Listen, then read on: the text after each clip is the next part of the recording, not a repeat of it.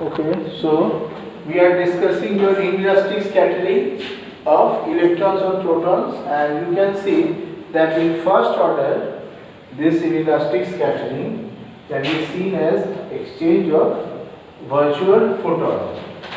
And here I have denoted this, so you can see this diagram. So this is your incoming electron moment, for momentum P1, again outgoing for momentum is P3.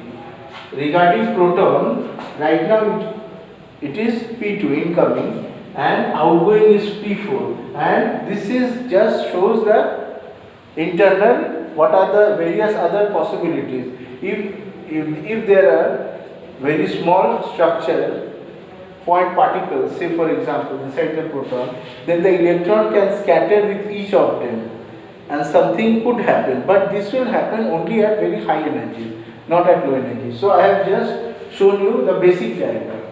Now after that, photons 4 momentum is value is q, then I am doing a q square, and then I am talking about the various values of P1, P3, P2, P4 in lab frame. So these are the 4 momentum values.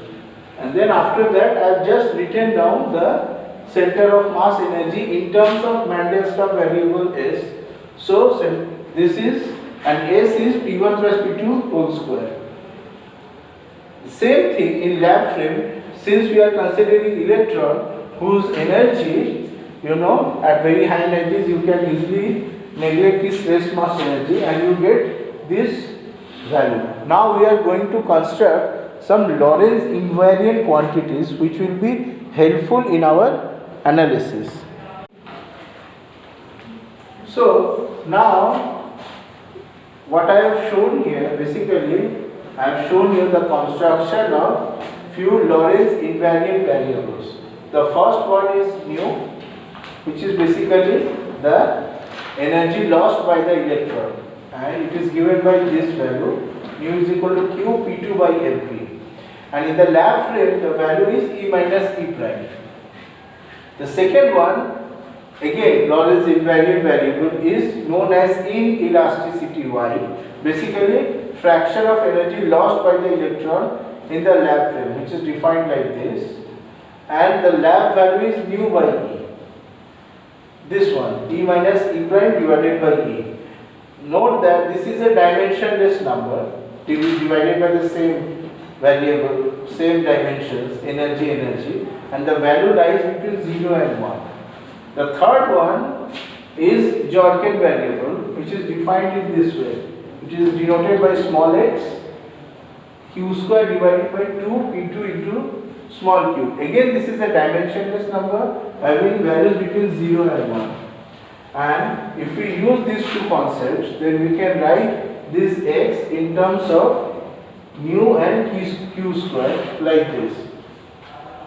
Now if we impose energy and momentum conservation at the hadronic index, it can be shown that this value of x can be rewritten in terms of q square, n square and np square.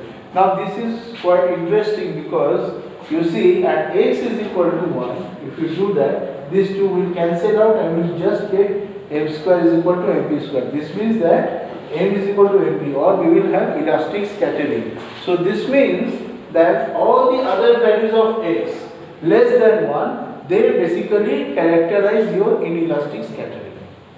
Okay, now here, so I am basically telling you that for fixed center of mass energy root s, you see the inelastic scattering final state is basically characterized by the 4 Lorentz invariant variables. And what are they? Q square, which we have defined, m square invariant mass, x and y we have defined over here, inelasticity and Jordan variable, along with the scattered electrons energy and the scattering angle, the scattered angle theta. Now you see, out of these 6 variables in the kinematics, it can be shown that only 2 of them are independent, and so we have a choice which 2 of them we will choose. While doing experiments, it is better if we choose E prime and theta, while for doing theoretical analysis, on the other hand, q square and x is chosen. as independent variables. I will show you later on using calculations that indeed this is so. Okay, so we talked about two independent variables, right? Now theoretically we can choose q square nu, or you can also choose q square x, and experimentally it is better to choose energy of scattered electron E prime, which is detected, and the scattered angle theta. Now you see, inelastic electron proton scattering cross section can also be parameterized in the same way as we have done previously for the elastic electron proton scattering cross section. You remember in the last class we talked about this. However, note that we are talking about inelastic, that means energy loss. So what we will do is that in this parameterization we will introduce two new functions where this whole information of energy loss of the electron will be there. Okay, and these two independent functions we call them structure functions denoting W1 and W2.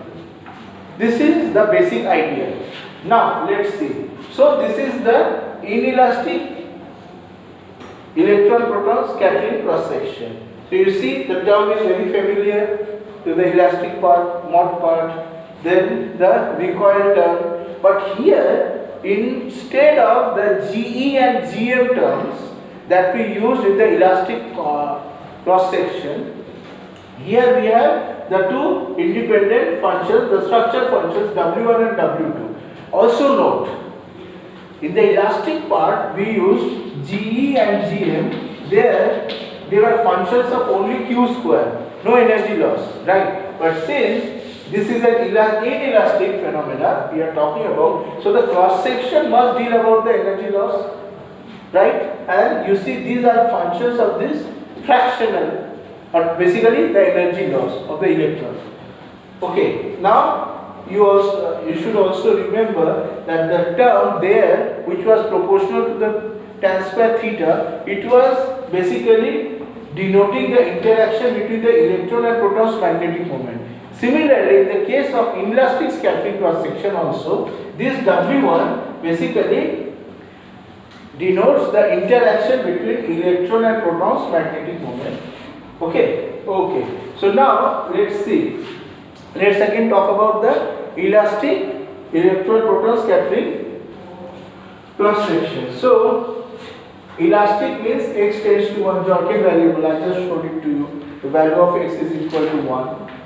So this means x tends to 1. So this is the value of mu. Now, how should we write this W1 and W2 in terms of our already known elastic parameters GE and GM? This is what I want to know. So you see, we should be writing in such a way that W1 and W2 should reproduce the elastic cross section, okay, form. Now let us write in this form over here. This is the form for W1 and W2. Now it is quite easy to check yourself that if G and GM is equal to 1, then you will see that this whole term boils down and you can easily recover the Rosenblatt's formula. Okay, so this is the connection between elastic and inelastic scattering has been established. Now for again after that, for smooth charge distribution inside the target, when q square tends to 0, we must have W1 and W2 tending to 0. This is what we discussed previously when we were talking about the modifications of the Rutherford formula.